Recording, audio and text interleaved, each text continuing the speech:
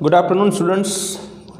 Last lecture अंदर आपणे DNA finger printing विषे बात करता था कि जेना द्वारा आपणे डीएनए जे छे एनी फिंगर प्रिंट मेळवी शकीए। आज ए ज मुद्दाने आगळ लई जवानो छे। बात करिए डीएनए फिंगर प्रिंट विषे।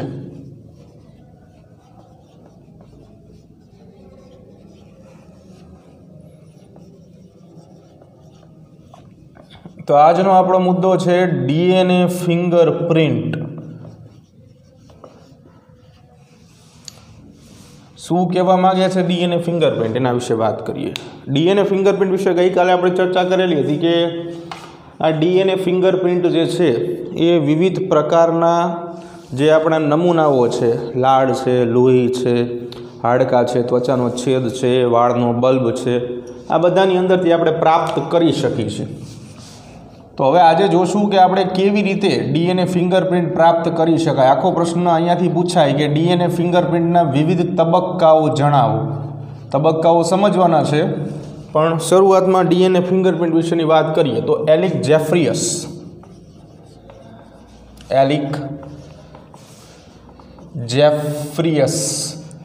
आ व्यक्तिए डीएनए फिंगरप्रिंट विशेनी माहिती आपेली।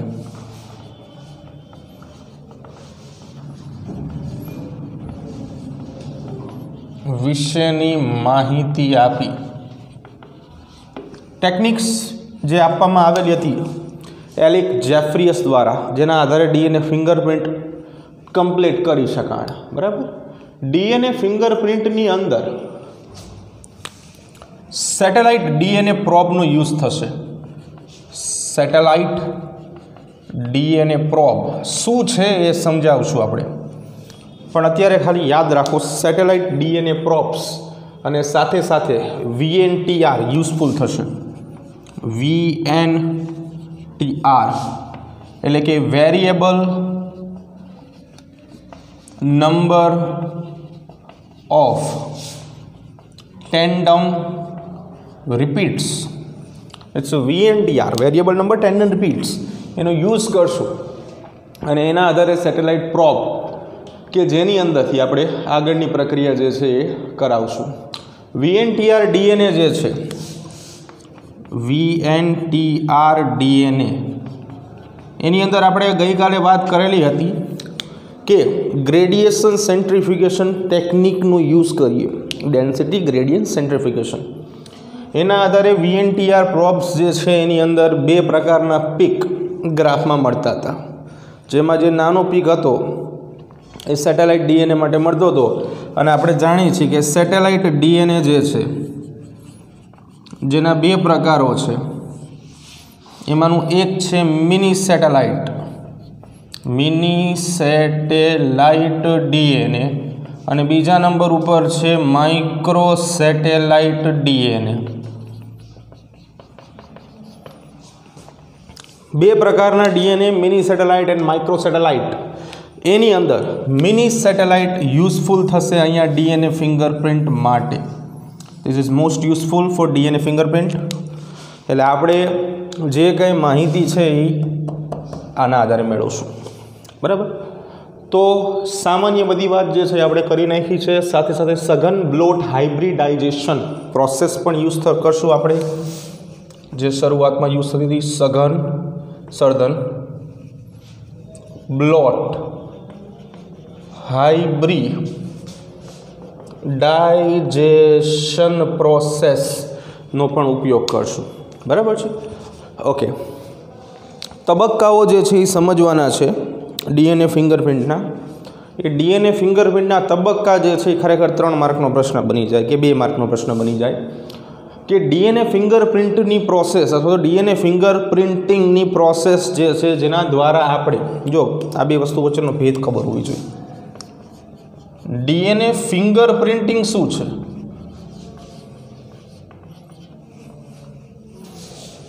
प्रोसेस छे। कई प्रोसेस के जेना द्वारा तमे डीएनए फिंगरप्रिंट मेळवी शको।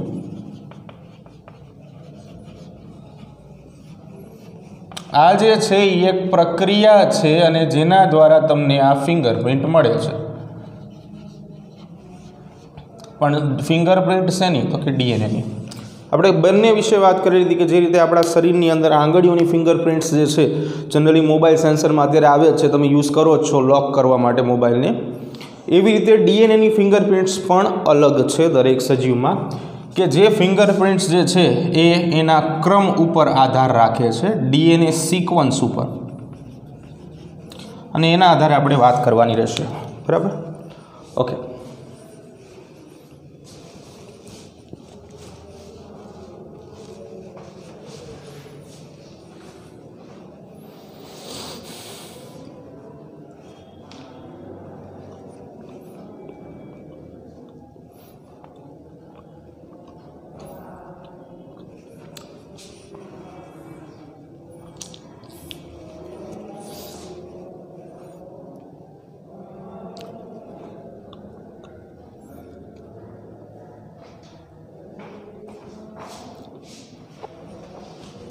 ચાલો આગળ વાત કરીએ.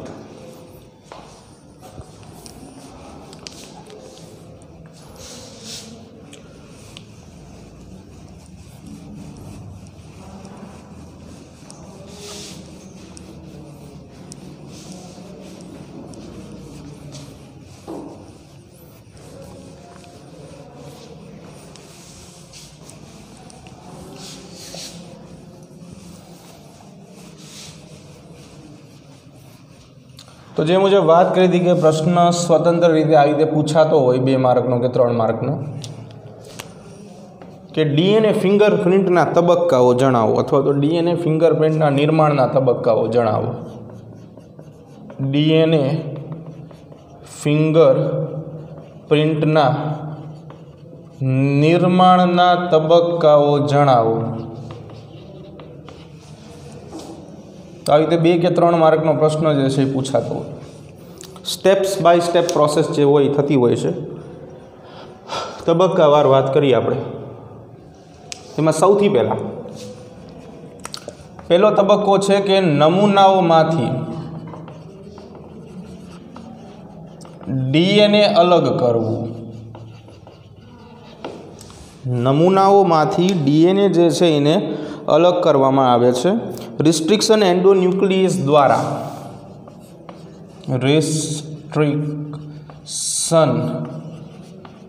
એન્ડોન્યુક્લિએસ આ ઉત્સેચક છે.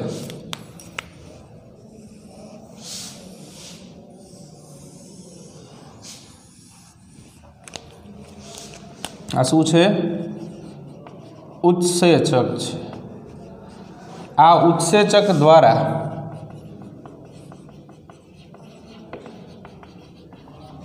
ડીએનએ જે છે એનું પાચન કરવામાં આવશે. બીજું, ઇલેક્ટ્રોફોરેસિસ અથવા તો જેલ ઇલેક્ટ્રોફોરેસિસ દ્વારા ડીએનએના ખંડોનું અલગીકરણ. ડીએનએના ખંડોનું અલગીકરણ કરવું. નંબર 4, અલગીકૃત ડીએનએ ખંડોનું સંશ્લેષણ નાઇટ્રોસેલ્યુલોઝ અથવા તો નાયલોન કલા પર કરવું. અલગીકૃત ડીએનએનું સંશ્લેષણ નાઇટ્રોસેલ્યુલોઝ માધ્યમ કે નાયલોન કલા પર કરવું. ચોથું સ્ટેપ. નેક્સ્ટ, લેબલ્ડ વીએનટીઆર પ્રોબનો ઉપયોગ કરીને સંકરણ કરવું. લેબલ્ડ વીએનટીઆર પ્રોબનો ઉપયોગ કરી સંકરણ કરવું. અને લાસ્ટ, ઓટો રેડિયોગ્રાફી દ્વારા સંકરિત ડીએનએના ખંડોની ઓળખ કરવી. ઓટો રેડિયોગ્રાફી દ્વારા સંકરિત ડીએનએ ખંડની ઓળખ કરવી.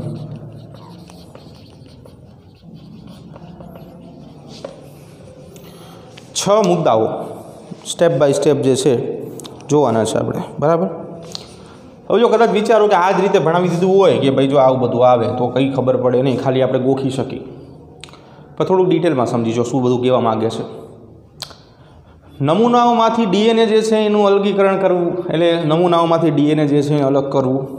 તો કયા કયા નમૂનાઓ આપણી પાસે છે યાદ કરો ગઈકાલનો ટોપિક. તો નમૂનાઓની અંદર આપણે વાત કરેલી હતી કે નમૂનાઓ જે છે એની અંદર આપણી પાસે લાળ છે, લોહી છે, શુક્રકોષો છે, વાળનો બલ્બ છે, ત્વચા છે અથવા તો પેશીનો જથ્થો છે, હાડકાઓનો જથ્થો છે. તો આ બધા એ નમૂનાઓ બનશે કે જેને આપણે ઉપયોગમાં લઈને સેમ્પલ્સ ડીએનએ એનું અલગ કરી શકશું. ચાલો, નમૂનાઓ જે છે ફોર એક્ઝામ્પલ કે આપણી પાસે બ્લડ સેમ્પલ મળ્યું છે, તો બ્લડની અંદરથી આપણે ડીએનએને અલગ કરવા માટે ડીએનએ જે ઘટક સાથે અમુક સાથે જોડાયેલા છે, કોષની અંદર છે, કોષ કેન્દ્રની અંદર છે, રક્ષાયેલા છે, તો એક ઉત્સેચક યુઝ કરવો પડશે જેનું નામ છે રિસ્ટ્રિક્શન એન્ડોન્યુક્લિયેઝ ઉત્સેચક, જે શું કરી નાખશે? ડીએનએનું પાચન કરી નાખશે, અલગ કરી નાખશે. રિસ્ટ્રિક્શન ઉત્સેચકો ચેપ્ટર નંબર 11 યાદ કરો. શું કરતા હતા રિસ્ટ્રિક્શન ઉત્સેચકો? રિસ્ટ્રિક્શન ઉત્સેચકો આનું બીજું નામ હતું આણ્વીય કાતર. જો તમને હજી સુધી યાદ હોય તો બહુ સારી વાત છે, અને ન હોય તો એની કરતાં પણ સારી વાત છે. રિસ્ટ્રિક્શન ઉત્સેચકો એટલે કે આણ્વીય કાતર ઇટ્સ કોલ્ડ મોલિક્યુલર સીઝર્સ, કે જે ડીએનએને ચોક્કસ સ્થાનેથી કાપે છે, બરાબર. તો એવી રીતે અલગીકરણ કરવાનું છે. ઇલેક્ટ્રોફોરેસિસ યાદ કરો ચેપ્ટર નંબર 11, અથવા બીજું નામ જેલ ઇલેક્ટ્રોફોરેસિસ.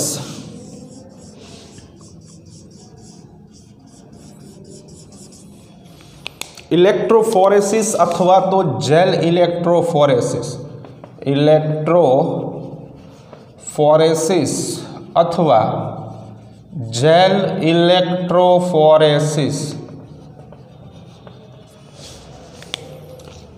શું કામ કરે છે? ઇલેક્ટ્રોફોરેસિસ અથવા તો જેલ ઇલેક્ટ્રોફોરેસિસ જે છે એનું કામ આપણે ભણી ગયા છીએ, જો તમને યાદ હોય તો, કે આપણે એક પ્લેટની અંદર ડીએનએના ખંડો જે છે એને જુદા પાડતા હતા, યાદ હોય તો, ઇલેક્ટ્રોડની મદદથી ધન વીજભારિત ઘટક જે છે એને મૂકતા હતા, કે જેના કારણે ડીએનએના મોલિક્યુલ્સ જે છે, અણુઓ છે, એ ધીમે ધીમે અલગ થાય, અને એના દ્વારા ડીએનએના ખંડોનું અલગીકરણ કરતા હતા. યાદ કરો, આવી રીતે આપણે વાત કરેલી હતી ઇલેક્ટ્રોફોરેસિસમાં. તમે કેવી રીતે ભૂલી શકો છો? Like this. કૂપની અંદર આપણે ડીએનએ મૂકતા હતા અને એની અંદરથી આપણને ડીએનએના ખંડો જે છે એ મળતા હતા. આપણે એ વખતે સમજાયેલું હતું કે જેની ઘનતા વધારે હશે એ પહેલાં જે છે અભિવ્યક્ત થશે, બરાબર. તો સેમ્પલ્સ આવી રીતે આવી જાય, A, B અને C. અલગીકૃત ડીએનએનું સંશ્લેષણ કરવાનું છે. જો હવે અહીંયાથી ઉદાહરણ તરીકે આપણે ડીએનએ અલગીકૃત કર્યા છે, આ ડીએનએ અલગીકૃત કર્યા છે, તો એને અલગ કરી નાખીએ. નાઇટ્રોસેલ્યુલોઝ આ બંને માધ્યમના નામ છે, અને બીજા નંબર ઉપર છે નાયલોન કલા. એના ઉપર આપણે એને સ્થાપિત કરીએ છીએ, બરાબર છે. Labelled VNTR probe, VNTR variable number of tandem repeats શું હતું? ગઈકાલે સમજાવેલું હતું આપણે, કે આવી રીતે જે જનીનો છે એની સાથે જંક ડીએનએ નામ આપેલું હતું આપણે ગઈકાલે. જંક ડીએનએ, જો તમે ગઈકાલનો લેક્ચર જોયો છો તો આ હતો, એ હતું જંક ડીએનએ. જંક ડીએનએની અંદર આપણે વાત કરેલી હતી કે એમાં VNTRs જોવા મળશે, કે નંબર સ્ટેન્ડન રિપીટ્સ થશે. તો અહીંયા લેબલ્ડ શબ્દ વાપરેલો છે, લેબલ્ડ VNTR, અને એક બીજો શબ્દ છે પ્રોબનો ઉપયોગ કરવાનો છે. પ્રોબ શું છે? એ રેડિયો એક્ટિવ ડીએનએ છે. કેવી રીતે થશે એ સમજાવીશ તમને બધું. એનો ઉપયોગ કરીને સંકરણ કરવું, અને છેલ્લે એક મેથડ આપેલી છે જેનું નામ છે ઓટો રેડિયોગ્રાફી. જ્યારે આપણે અહીંયા પ્રોબનો યુઝ કરીએ છીએ, રેડિયો એક્ટિવ ડીએનએ જે છે એ બનાવશું, એ વખતે જો એને તમારે નિહાળવું હોય, એટલે કે જોવું હોય, તો આપણે ઓટો રેડિયોગ્રાફીની જરૂર પડે. નરી આંખે ના જોઈ શકાય, બરાબર.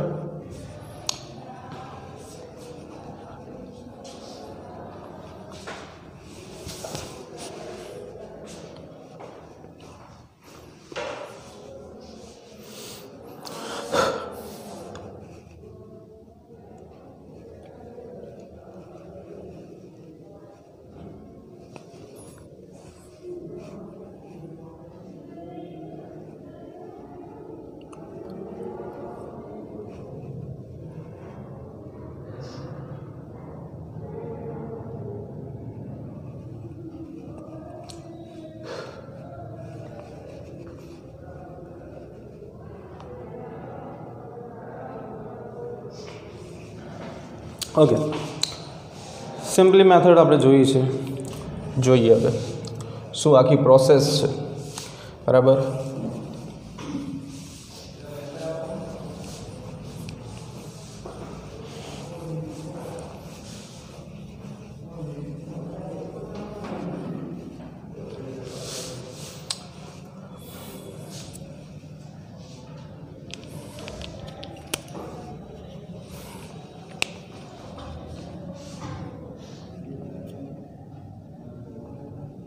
Let's go.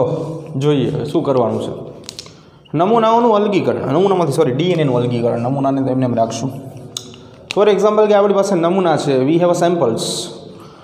તો એની અંદર આપણે કોઈ પણ નમૂનો જે છે લઈ લઈએ. ઉદાહરણ તરીકે માથાનો વાળ લઈ લઈએ. બરાબર, એની અંદર બલ્બ છે, બલ્બ. તો એની અંદરથી, એટલે આ અત્યારે આપણા માટે નમૂનો થઈ ગયો. નમૂનો પહેલું સ્ટેપ છે. ડીએનએ અલગ કરી નાખ્યું. લાઈક ધીસ આ ડીએનએ નીકળે છે. બરાબર, નમૂનામાંથી ડીએનએને અલગીકૃત કરી નાખ્યું છે આપણે. પછી રિસ્ટ્રિક્શન એન્ડોન્યુક્લિયસ ઉત્સેચક દ્વારા આ ડીએનએ જે છે એને રિસ્ટ્રિક્શન એન્ડોન્યુક્લિયસ ઉત્સેચકની અંદર મિક્સઅપ કરશું. રિસ્ટ્રિક્શન એન્ડોન્યુક્લિયસ ઉત્સેચક સ્ટેપ નંબર 2, એના દ્વારા જે છે એ પ્રક્રિયાઓ કરાવશું કે જે ડીએનએના નાના ટુકડા કરી નાખશે. Second step. બરાબર છે, ઘણા બધા ટુકડાઓ થઈ ગયા છે, પાચન થઈ ગયું કહી શકાય.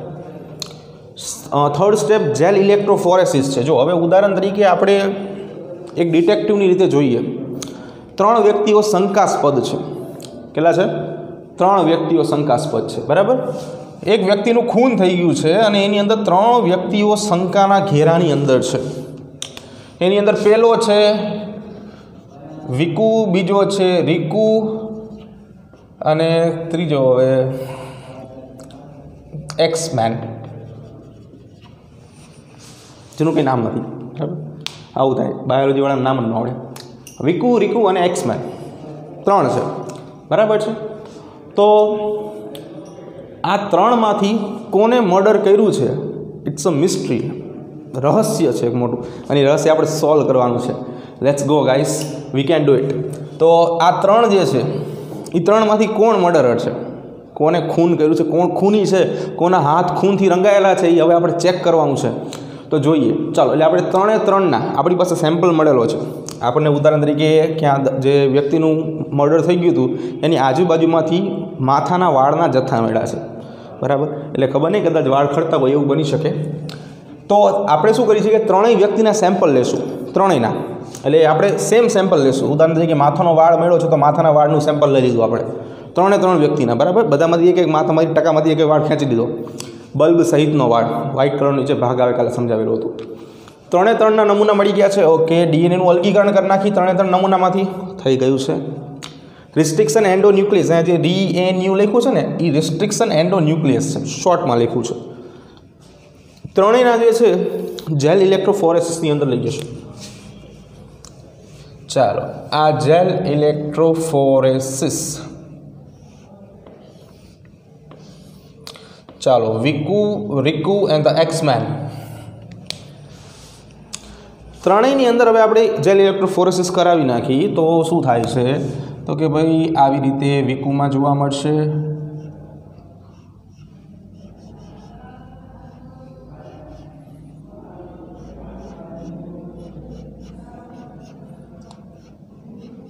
એક્સમેનમાં આવું જોવા મળશે.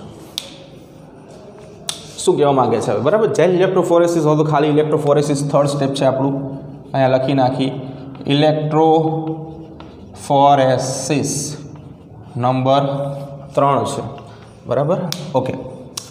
હવે શું કરીએ છીએ કે અલગીકૃત કરેલા, અહીંયા આપણે જેલ ઇલેક્ટ્રોફોરેસિસ કર્યું એટલે બધા ઘટકો છૂટા પડી ગયા છે. તો એ છૂટા પડેલા ઘટકોને આપણે ઉપાડીને નાઇટ્રોસેલ્યુલોઝ માધ્યમ અથવા તો નાયલોન કલામાં સ્થાપિત કરશું. ચાલો, 3ના ઘટકો જે છે એને આપણે આવી રીતે નાયલોન કલા અથવા તો નાઇટ્રોસેલ્યુલોઝ ઉપર સ્થાપિત કરી નાખીએ. બરાબર છે, અલગ અલગ 3ના ઘટકોને.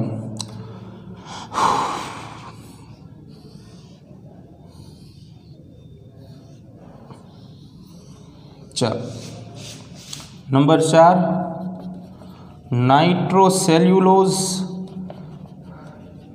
અથવા તો નાયલોન કલા ઉપર ઘટકો મૂકી દીધા આપણે. 4 નંબરનું પૂરું થઈ ગયું.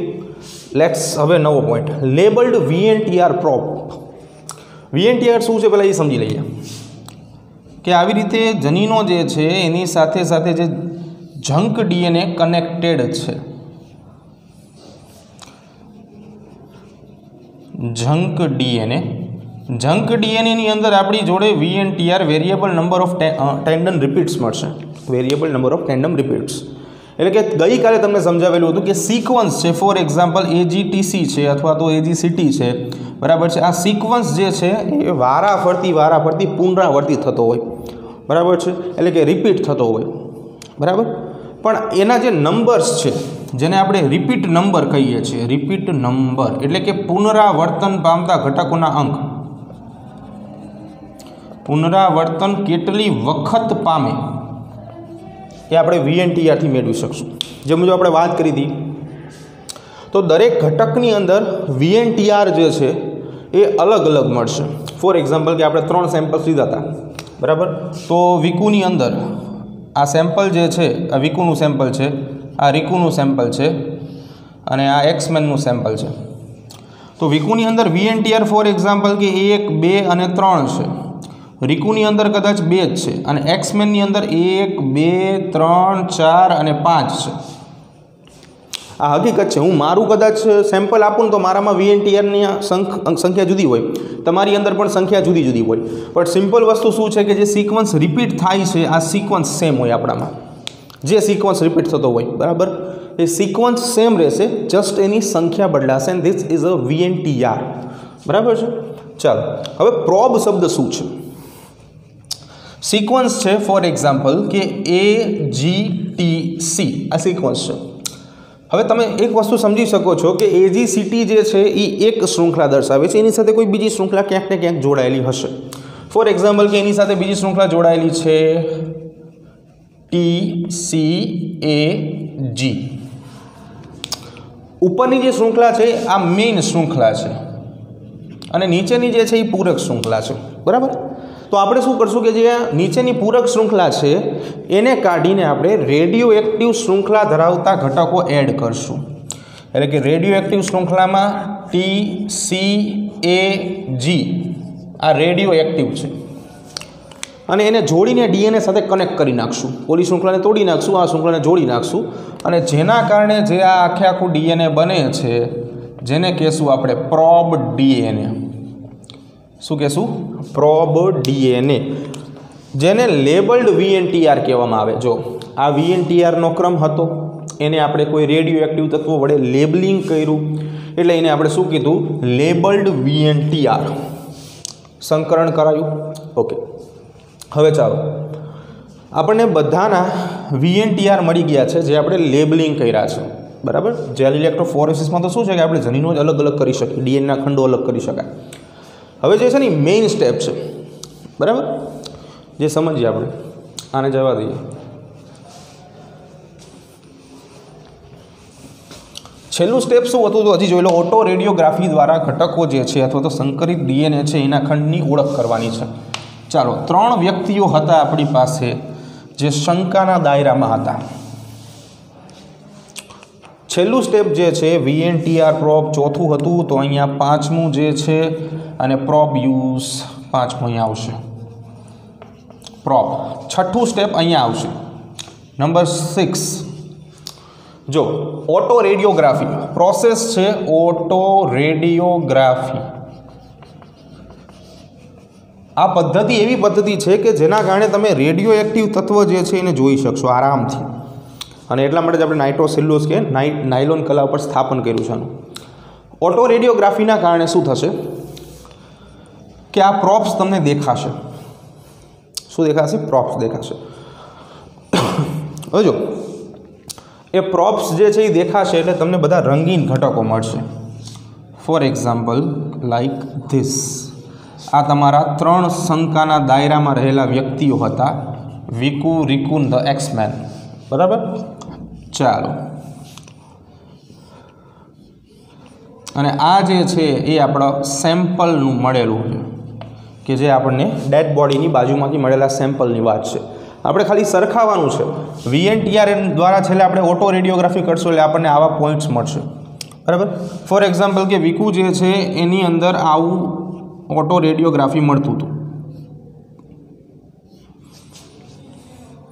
રીકુની અંદર આવું મળતું હતું, અને ધ એક્સમેન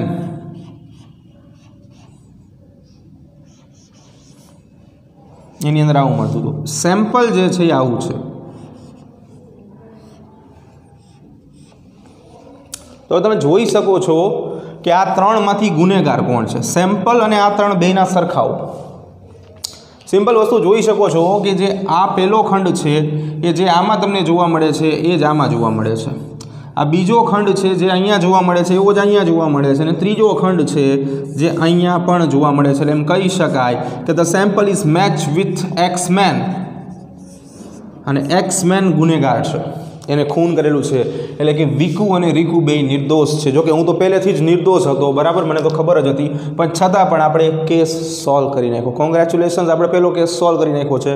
તો આવી રીતે આપણે DNA ફિંગરપ્રિન્ટ મેળવી શકીએ અને ગુનેગારને પકડી શકીએ, બરાબર. બહુ સિમ્પલ મેથડ છે. ફરી એકવાર રિપીટ કરી નાખીએ. નમૂનો ગોતવાનો, નમૂનામાંથી DNA અલગીકૃત કરવાનું, રિસ્ટ્રિક્શન એન્ડોન્યુક્લિયસ ઉત્સેચકનો ઉપયોગ કરવાનો, ઇલેક્ટ્રોફોરેસિસની પ્રોસેસ કરવાની, જે પણ DNAના ખંડો મળે છે એને બહાર કાઢીને નાઇટ્રોસેલ્યુલોઝ અથવા તો નાયલોન કલા પર સ્થાપિત કરવાના. VNTR પ્રોપ્સ જે તમે કાલે સમજાવેલા હતા કે રિપીટ નંબર જે છે, પુનરાવર્તિત થતા નંબર જે છે એ કેટલી સંખ્યામાં છે એ સંખ્યા જે છે એ માપવાની. ફોર એક્ઝામ્પલ કે વિકુમાં એ 3 વખત હતા, રીકુમાં 2 વખત હતા, અને એક્સમેનમાં 5 વખત હતા, બરાબર. એ ક્યાંથી આવે છે એ તમને સમજાવેલું હતું, જંક DNA કાલે જે વાત કરેલી હતી આપણે. અને બીજું કે આમાં આપણે સેટેલાઇટ DNAનો યુઝ કરીશું. પછી આપણે પ્રોપ બનાવવાનો. પ્રોપ કઈ રીતે બનાવ્યો એ પણ તમને સમજાવી દીધું કે ભાઈ એક શૃંખલા જે હતી કે જે રિપીટ થતી હતી કન્ટિન્યુઅસ, એને આપણે રેડિયો એક્ટિવ તત્વો વડે સંકરિત કરી, બરાબર. અને ત્યારબાદ શું કર્યું, આપણે ઓટો રેડિયોગ્રાફી નામની પ્રક્રિયા કરી, જેના કારણે આપણને ચાર્ટ મળી ગયા છે. બુકની અંદર પણ આવું જ આપ્યું છે, પણ થોડું ઘણું ગૂંચળામણવાળું આપ્યું છે, એટલે મેં થોડુંક સોલ્વ કરી દીધું છે. તો this is DNA fingerprint. Okay, બીજું કે VNTRની અંદર આપણે હમણાં જ વાત કરી કે આપણે મિની સેટેલાઇટ યુઝ કરીએ છીએ. VNTR શું યુઝ કરીએ છીએ? મિની સેટેલાઇટ DNA મોટાભાગે આપણે ઉપયોગમાં લઈ છે. VNTRનું કદ જે છે આમ તો ઘણું બધું પરિવર્તનશીલ છે, બદલાતું રહે છે, પણ જનરલી 0.1220 KB જેટલું કદ છે. KB એટલે કિલોબાઇટ નહીં, પણ કિલોબેઝ. આટલું કદ જે છે એ VNTRનું મળશે. KB એટલે કિલોબેઝ, બરાબર. બીજું કે સાથે સાથે ઓટો રેડિયોગ્રામ, જે ઓટો રેડિયોગ્રાફી આપણે જોઈ હતી, ઓટો રેડિયોગ્રામ, બરાબર, સાધન છે, સોરી, ઓટો રેડિયોગ્રામ મળશે આપણને. એમાં વિવિધ પ્રકારની પટ્ટીઓ જોવા મળે છે, જે ગ્રાફ મળે છે, આને ઓટો રેડિયોગ્રામ કહેવાય, બરાબર. આમાં વિવિધ પટ્ટીઓ જોવા મળે છે, જે મુજબ અહીંયા આપણને પટ્ટીઓ જોવા મળી. એ પટ્ટીઓના આધારે આપણે ગુનેગાર વ્યક્તિઓ જે છે એની ઓળખ કરી શકશું. બીજું કે આની સાથે સાથે ઘણી વખત PCR નો ઉપયોગ કરીને પણ સંવેદના જે છે એ વધારી શકાય છે. PCR નો ઉપયોગ કરી સંવેદનશીલતામાં વધારો થાય છે,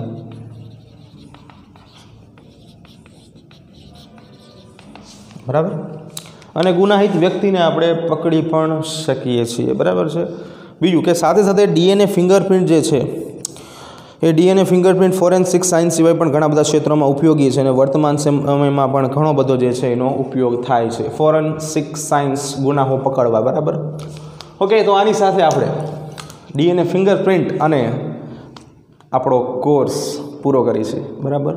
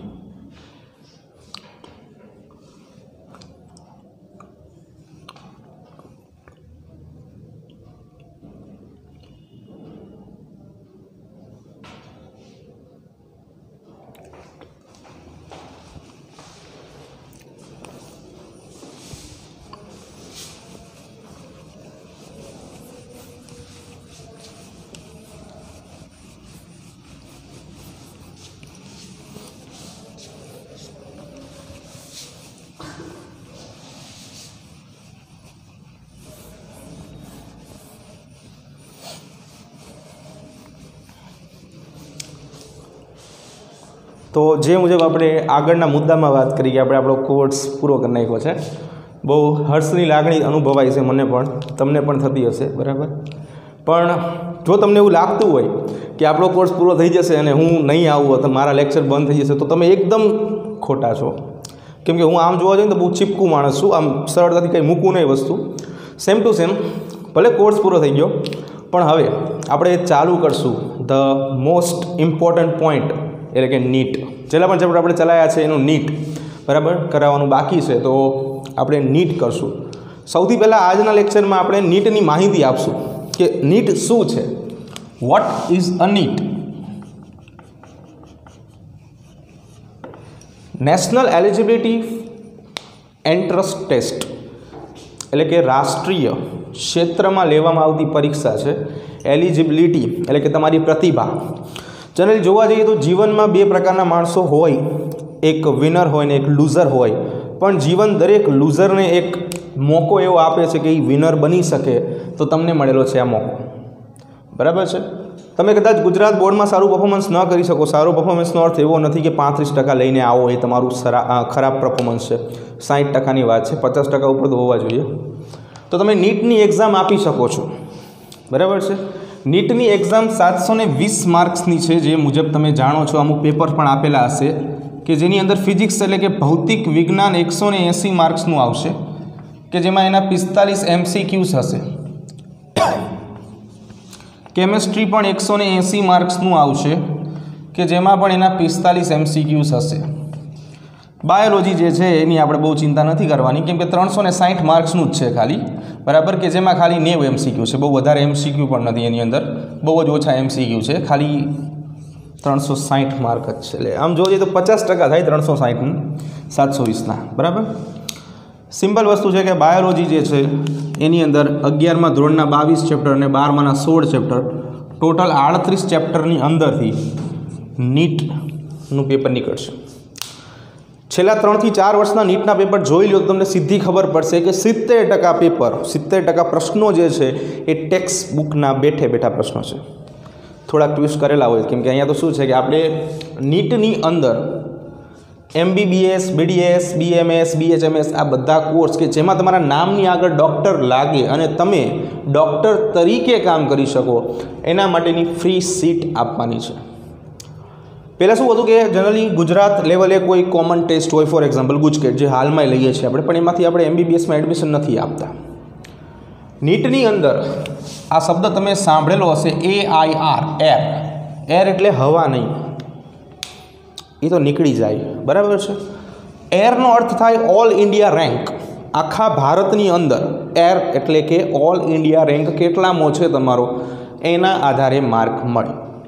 નીટની અંદર નેગેટિવ સિસ્ટમ છે, જે તમે જાણો જ છો. ખોટા પ્રશ્નો જે તમે ટીક કરો છો એના માર્ક્સ તમારા સાચા પ્રશ્નોના ગુણમાંથી કપાય છે. ફોર એક્ઝામ્પલ, મેં 100 પ્રશ્નો ટીક કર્યા છે, એની અંદરથી 80 પ્રશ્નો સાચા છે, 20 પ્રશ્નો ખોટા છે, 80 પ્રશ્નો મેં અટેમ્પ્ટ જ નથી કર્યા, એટલે મેં ટપકું નથી કર્યું, કોરા મૂકી દીધા છે.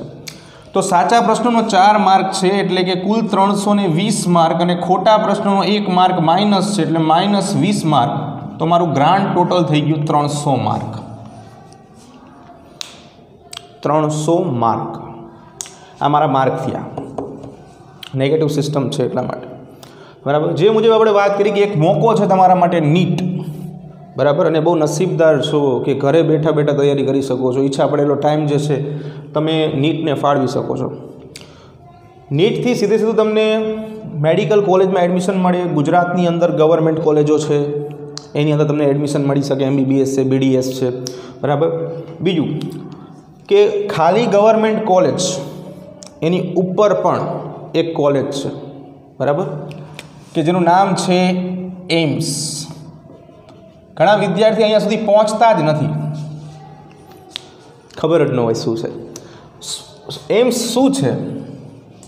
All India Institute of medical science, અખિલ ભારત આયુર્વિજ્ઞાન સંસ્થા, all India Institute of medical science. અહીંયા ભણવું ઘણા બધા વિદ્યાર્થીઓનું સપનું હોય છે, અને સપનાઓ તો તૂટવા માટે જ બન્યા હોય છે, પણ આપણે આ વખતે નથી તૂટવા દેવાના, બરાબર છે. દરેક લૂઝર છે, પણ અહીંયા આપણી પાસે વિનર બનવાનો ચાન્સ છે, અને ચાન્સનું નામ છે નીટ, બરાબર છે. નીટની અંદર સારા માર્ક લાવવા શા માટે જરૂરી છે? એક એક્ઝામ્પલ સાથે સમજાવું. ગવર્મેન્ટ મેડિકલ કોલેજની ફીસ શું છે? 6,000 રૂપિયા પર યર. પ્રાઇવેટ મેડિકલ કોલેજની ફીસ, MBBS માટે વાત કરું છું, મિનિમમ 3 લાખથી શરૂ થાય છે અને 5 લાખથી પૂરી થાય. 5 લાખ, 6 લાખ, 7 લાખ, પછી જેવી કોલેજ તમે પસંદ કરો. બરાબર, આ ખાલી કોલેજની ફી છે, ખાલી કોલેજની ફી છે. MBBS 6 વર્ષનો કોર્સ આવે, આને ગુણ્યા 6 કરી નાખો, આ તમારો જવાબ, અને આને ગુણ્યા 6 કરી નાખો, આ તમારો જવાબ. એકમાં જવાબ હજારોમાં આવશે ને એકમાં જવાબ લાખોમાં આવશે.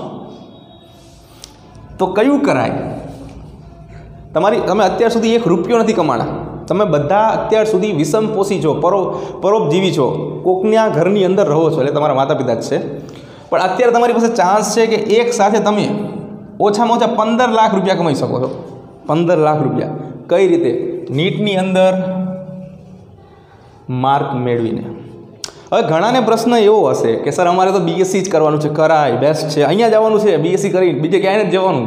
બરાબર, પણ એક વસ્તુ સમજો, હંમેશા બાયોલોજીની અંદર B ગ્રુપ તમે રાખ્યું છે ને ત્યારથી તે તમે તમારું ફ્યુચર સિક્યોર કરી લીધું છે.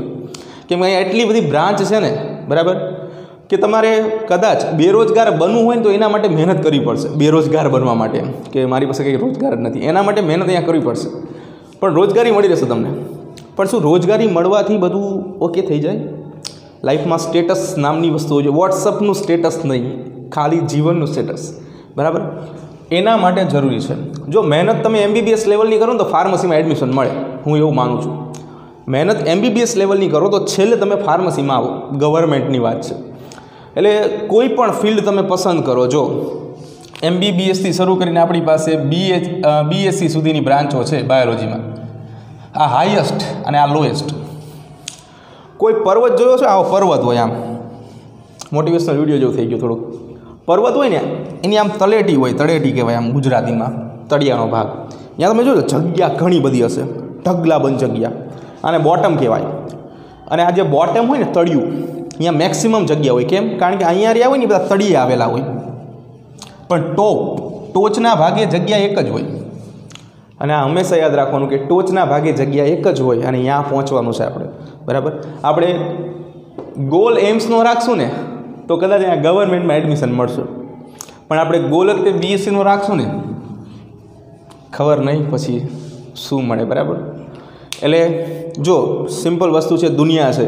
MBBS કરવાવાળો વ્યક્તિ પણ 1 લાખ રૂપિયા કમાઈ જાય છે, અને BSc કરવાવાળો મારા જો હોશિયાર હોય તો એ કદાચ એટલા કમાઈ જ લેતો હોય છે. પણ મેઇન વસ્તુ છે સ્ટેટસ.